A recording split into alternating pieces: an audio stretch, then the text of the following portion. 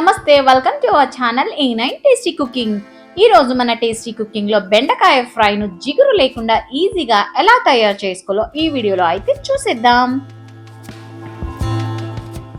ఈ బెండకాయ ఫ్రై రోటీ, పుల్కా, రైస్ లోకి సైడ్ డిష్ గా కూడా చాలా బాగుంటుందండి. ఒకసారి ట్రై అయితే చేయండి, ఎలా ఉందో కామెంట్ కూడా చేయండి. ముందుగా బెండకాయల్ని శుభ్రంగా సాల్ట్ వేసిన వాటర్లో 2 సార్లు కడిగి తడి లేకుండా తుడిచి ఇలా మీడియం సైజ్ ముక్కలుగా కట్ చేసి అయితే పక్కన పెట్టుకోవాలి. ఇప్పుడు స్టవ్ ఆన్ చేసి ఒక కడాయి పెట్టి అందులోకి 2 టేబుల్ స్పూన్ ఆయిల్ అయితే వేసుకోవాలి. ఆయిల్ హీట్ అయ్యాక 1 టేబుల్ స్పూన్ పచ్చిశనగపప్పు, 1 టేబుల్ స్పూన్ ఉద్దిపప్పు, 1 టేబుల్ స్పూన్ ఆవాలు, జీలకర్ర వేసి కొద్దిగా చిటపటలాడాక కట్ చేసి పెట్టుకున్నటువంటి పచ్చిమిర్చిని కూడా వేసి కొద్దిగా వేగాక ఒక మీడియం సైజు ఉల్లిపాయలు కూడా వేయాలి. ఉల్లిపాయలు ఎక్కువగా వేగాల్సిన అవసరం అయితే ఉండదండి.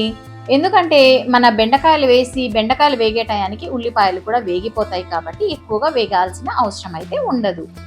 అలాగే 2 నిమిషాలు వేగాక మీడియం సైజులో కట్ చేసి పెట్టుకున్నటువంటి బెండకాయ ముక్కల్ని కూడా వేసి బాగా ఒకసారి కలిపి 2 నిమిషాల వరకు మూత పెట్టుకోవాలి. 2 నిమిషాల తర్వాత మూత తెరిచి చూస్తే బెండకాయలు కొద్దిగా మగ్గింటాయండి.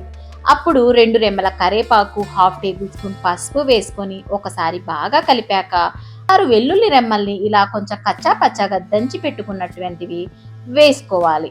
అందులోనే రుచికి సరిపడా సాల్ట్ వేసి ఒకసారి బాగా కలిపి 2 నిమిషాలు బాగా అయితే ఫ్రై చేయాలి.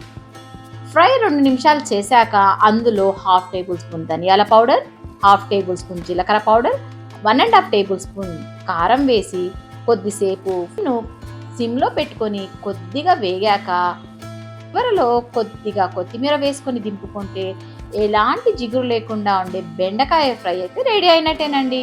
ఇంకెందుకు ఆలస్యం, మీరు కూడా ఒకసారి ట్రై చేయండి. ఎలా ఉందో కామెంట్ మాత్రం చేయండి. అలాగే మన ఛానల్ని కూడా సబ్స్క్రైబ్ అయితే చేసుకోండి. Thanks for watching.